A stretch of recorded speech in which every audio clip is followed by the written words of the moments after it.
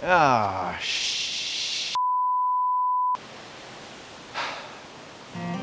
This is the moment I realised that all of my photography plans for the evening had gone completely out of the window.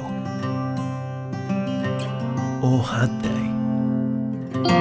No camping allowed? I mean, let's face it, who's gonna really know if I took myself away in a quiet corner of the beach, pitch my tent, and enjoy a little bit of stealth photography and camping?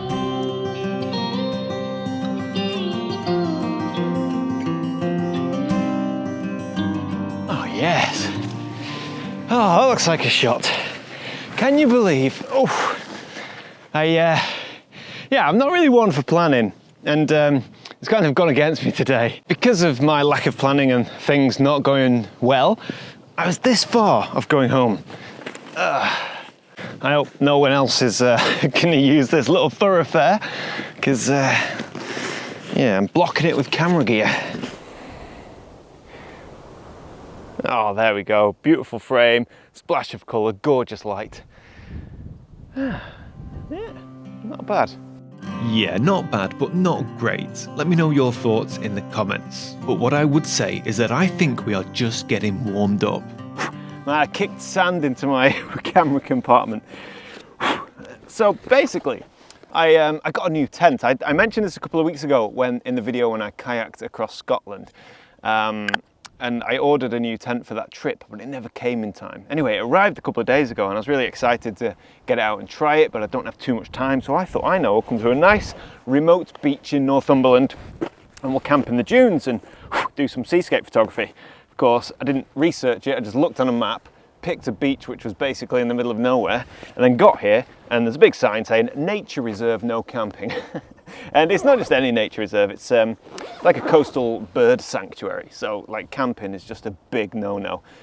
So immediately I was like, okay, well, we're not gonna camp. I may as well just go home and we'll go camping somewhere else another day. And then I thought, well, no, we've come all this way. Let's see if we can make something of it.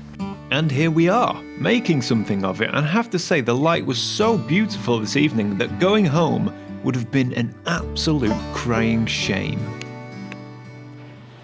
So we've got a beautiful scene here. It's very fleeting as well because the tide's coming in. So you can see this spit of sand, this little bit S-curve. Kind of, to me, it looks like a breaking wave. The sand looks like a wave, and I like that.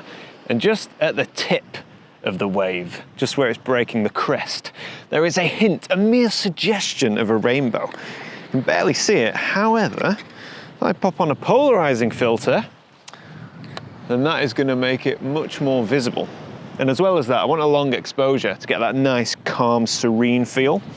So we're going to pop on a 10-stop filter. I'm looking for about 30 seconds. So there we go. It's a 30-second exposure. It's very windy, which concerns me a little bit. That's why I don't want to go any longer than 30 seconds because of the wind and the vibrations. But any shorter than 30 seconds, you really lose that surreal feeling, that painterly feeling that I'm going for. Oh, this is lovely. Very simple shot, very simple, nothing to it, minimalist almost. But it was the crest of the wave and the hint of a rainbow. And I thought, you know what? We'll see if there's a shot there. So, I don't know, please do let me know in the comments if you enjoy this photograph. We'll see. It's nice, it's bloody lovely. Yeah, apart from the wind. But yeah, we're in England, on the beach. It's never not windy.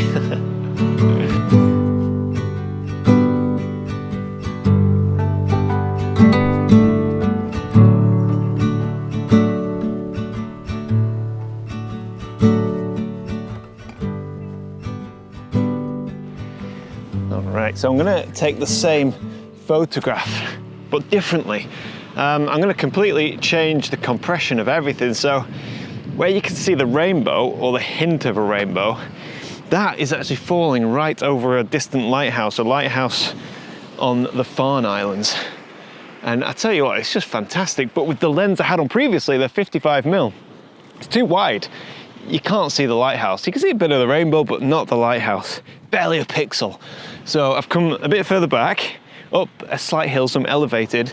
More or less the same composition, but everything's compressed because we're using a longer lens, 135mm lens. So you can see more of the lighthouse. So instead of just 1 pixel, it's like 6. But the light coming from the rainbow kind of draws your attention there. And the whole scene is, well, it's more compressed. So almost simplifying it further.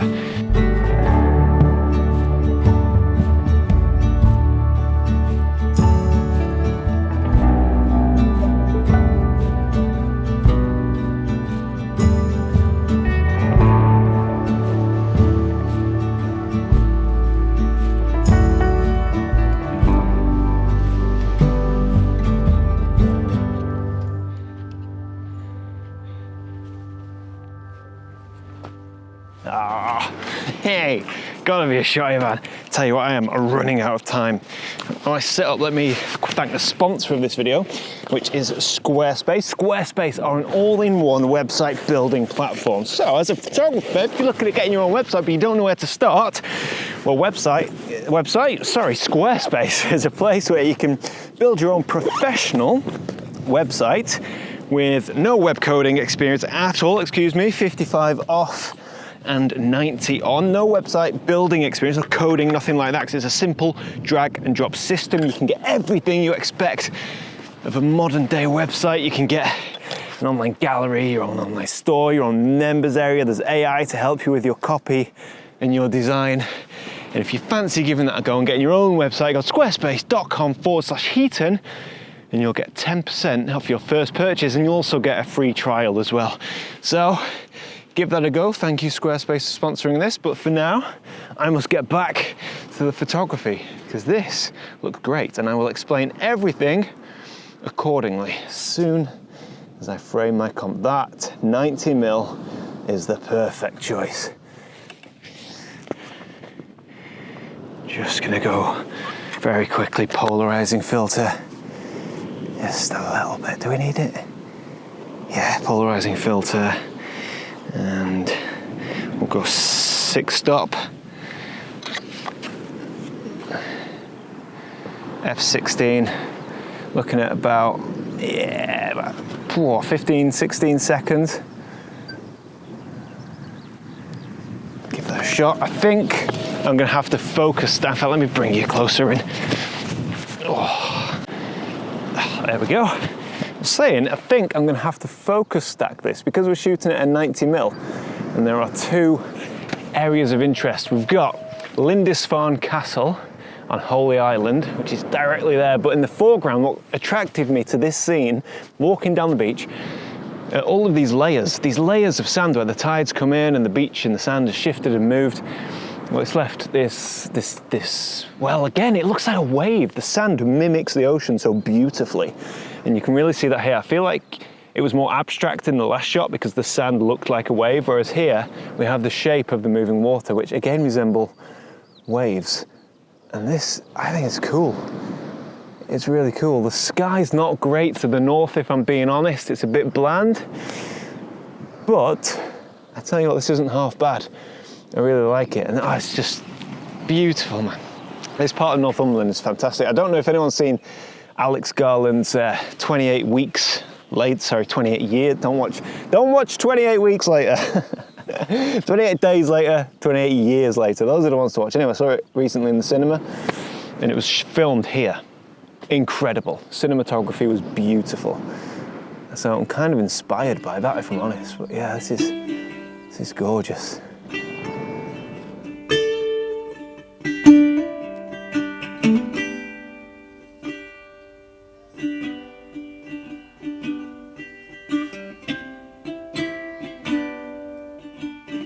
All right, the sun's not set yet, but it has gone behind a bank of cloud on the horizon, as is often the case in summertime here in the UK, because you get a lot of cloud over to the west quite often.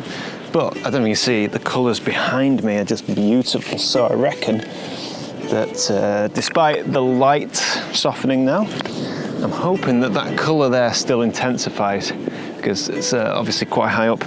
So let's see if we can find a final composition for the evening. Yes, the sky is beautiful. And do you know what? That rainbow is still there. You'll not see it on that camera, but I can see it with my eyes. It's just there. This is gorgeous. Oh man, I love Northumberland. What a beautiful county. Oh. So this water that's coming in here at high tide, it's making some lovely shapes, but it's moving so quick. So any composition I see now, I've just seen one like, I don't know, 35 seconds ago. Well, you look up and it's gone. But I still reckon there's potential here. So with the beautiful colours in the skies, we're into blue hour now. This could be great, but you've got to move fast because that water's coming in very quickly. In fact, excuse me while I put this back behind the camera. Okay, we've got the 55mm lens. I'm shooting the Hasselblad X2D. Haven't used this for a while. Beautiful medium format camera. So when I say 55mm, it's a bit wider than the full frame equivalent. Or the full frame, you know, a 55mm full frame lens. All right, so after a little bit of finessing with my composition, I'm trying to make this work. It's constantly changing, but I know I kind of think that's a good thing, because one minute it works, the next minute it doesn't work, and then it works even better. So I've gone for a panoramic frame format, which seems to suit the way that the shoreline is shaping up here. We've got some beautiful lines of contrast between what is now becoming a sandbank, the water in the foreground, the water in the background. Our subject, kind of in the center of frame as the beach sweeps around, is Bamborough Castle. I almost said Lindisfarne Castle. Lindisfarne Castle to the north, Bamborough Castle to the south. Beautiful, beautiful evening, lovely magentas, like a very magenta evening, which I quite like. And I'm happy to kind of, like embrace it, embrace the magenta. A lot of people try and get rid of magenta hues in the landscapes. I think, especially if it comes natural like this of a beautiful evening, just go for it, you know, crank the saturation a little bit, why not? Although the colors on this Hasselblad, they're great, very natural colors. Let's have a go here. Yeah, this is wonderful. Every time I turn around, the composition has changed, so it's great fun.